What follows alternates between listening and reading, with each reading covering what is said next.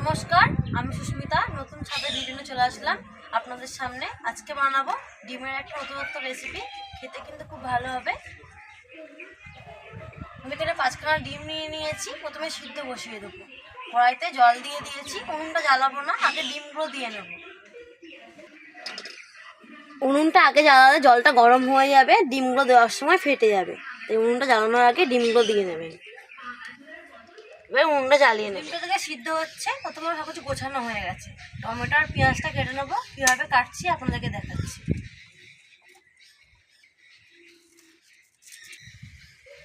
ছোট ছোট পেঁয়াজ হলে এরকম 4 ফালি করে নেবেন, নিয়ে এটাকে ছাড়িয়ে নেবেন। আর বড় পেঁয়াজ হলে 8 ফালি করবেন। এরকম করে সব পেঁয়াজটা আমি ছাড়িয়ে নেব। আমার পেঁয়াজকে এরকমভাবে কেটে নিয়েছি, আর একখানা পেঁয়াজ কুচি কুচি করে কেটে নেব।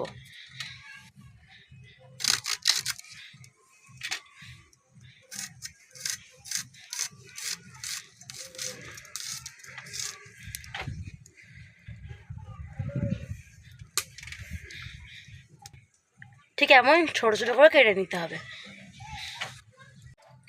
2খানা মিডিয়াম সাইজের টমেটো নিয়ে কেটে নেব। টমেটো 2খানাকে ঠিক এইভাবে কেটে নিতে হবে। আদা রসুনটা আমি একসঙ্গে বেটে নিচ্ছি। ভালো করে মিহি করে বেটে নেব। ডিমটাকে একটু ভালো করে সিদ্ধ করে নিতে হবে। দেখুন, যখন খোলাগুলো ফেটে যাবে তখন তুলে নেব। ঠান্ডা জল দিয়ে ডিমগুলোকে ঠান্ডা করতে দেবো। আদা রসুনটা বাটা হয়ে গেছে, তুলে নেব। মিক্সির থেকে কিন্তু শিলে বাটনা বাটলে সব রান্নাই খেতে আরও বেশি স্বাদ লাগে।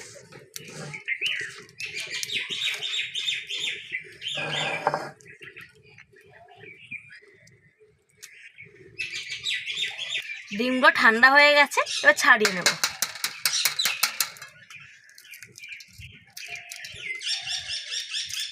খুব ভালোভাবে সিদ্ধ হয়ে গেছে।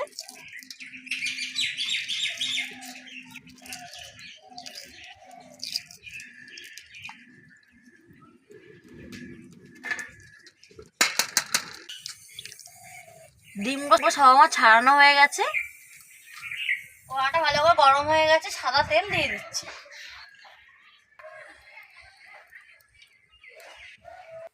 তেলটা ভালো করে গরম করে নেব। ডিমের গায়ে একটা ছুরিতে এরকম দাগ দিয়ে নেব। মশলাটা পুরো ভেতর অবধি ঢুকে যাবে।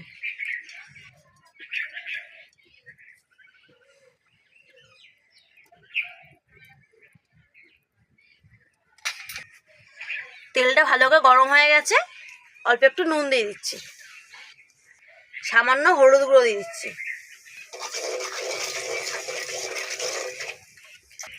সিদ্ধ করে রাখা ডিমগুলো একে একে দিয়ে দেবো।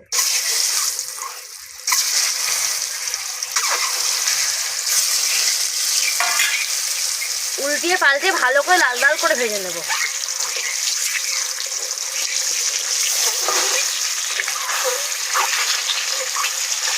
ডিমগুলো ভালো করে লাল লাল করে ভেজে নিয়েছি, এবার তুলে নেব।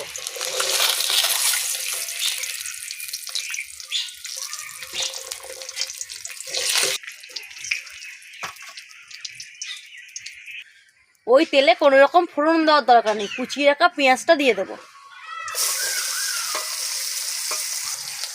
পেঁয়াজটাকে হালকা করে ভেজে নেব। পেঁয়াজটা হালকা করে ভেজে নিয়েছি, এ বেটে রাখা আদা রসুনটা দিয়ে দেবো। আদা রসুনটাও দিয়ে দিচ্ছি। আদা রসুনটা একটু ভালো করে ভেজে নেব, যতক্ষণ না কাঁচা গন্ধটা চলে যায়। আদা রসুনটা ভালো করে ভেজে নিয়েছি। কিপ করে কেটে রাখা পেঁয়াজগুলো দিয়ে দিচ্ছি। একই সঙ্গে টমেটোগুলোও দিয়ে দেবো। 2টো লঙ্কা কুচি রেখে দিয়েছি, দিয়ে দিচ্ছি। আরও 2 মিনিট ভেজে নেব। টমেটো আর পেঁয়াজটাকে 2 মিনিট ভেজে নিয়েছি, এবার বাকি মশলাগুলো দিয়ে দেবো। 1/2 চামচ হলুদ গুঁড়ো, 1 চামচ লঙ্কা গুঁড়ো আর স্বাদ মতো নুন নিয়েছি, দিয়ে দিচ্ছি। গুঁড়ো মশলাটাকে একটু হালকা করে ভেজে নেব।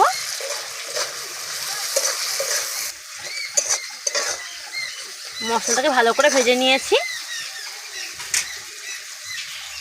2 চামচ টমেটো সস দিয়ে দিচ্ছি, আর 1 চামচ গ্রিন চিলি সস দিয়ে দিচ্ছি। সসগুলো কিন্তু দিতেই হবে, নাহলে এই তরকারির স্বাদটা ভালো হবে না। সসটাকে দেওয়ার পরে আরও 1 মিনিট ভেজে নেব।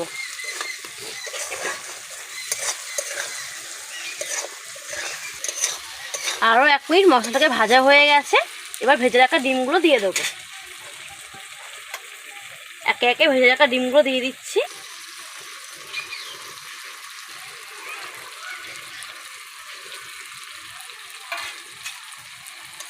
একটু নেড়ে ছেড়ে নেব ডিম দেওয়ার পর।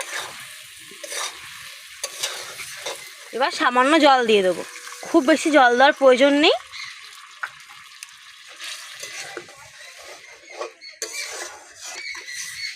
গ্রেভিটাকে ভালো করে ফুটিয়ে নেব। সব শেষে কুচিয়ে রাখা ধনেপাতা দিয়ে দিচ্ছি। অল্প সময়ে বানানো হয়ে যায় দুর্দান্ত একটা রেসিপি। বাড়িতে অবশ্যই একবার বানাবেন, স্বাদটা কিন্তু সম্পূর্ণ অন্য রকমের হবে। ভিডিওটি ভালো লাগলে চ্যানেলটি সাবস্ক্রাইব করে পাশে থাকবেন, একটা লাইক ও একটা কমেন্ট করে দেবেন।